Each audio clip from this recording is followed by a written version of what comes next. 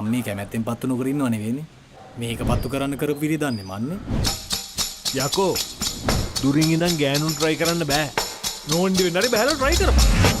ඔබ ගෑණියගේ මූණ අධ්‍යා බලලා හරියට කතා කරනවද? යනකන් ඉඳලා දිහා බලාගෙන ඉන්නවනේ. මම උඩ කෑල්ලක් බලන්න. මේක try කරපන්. ඔබ ඔක්කොම ඇරියස් එකපාර කවර් කරන්න ගන්න එපා හරිද?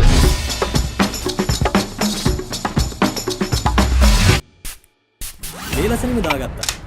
වෙලාව තියෙනවා.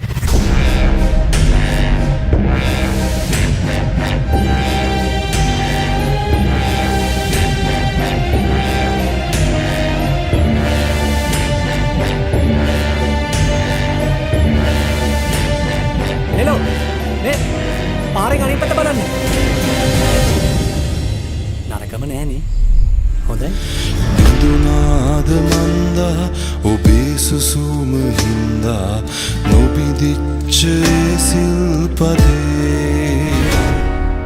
ඔයා වර්ජින්ද? all the best.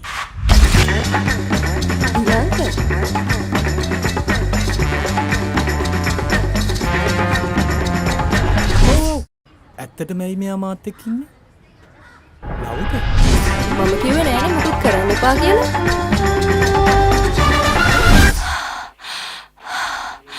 අනිත් එක මේක කසාදකින් කෙලවර වෙන්න ඕන. හරි?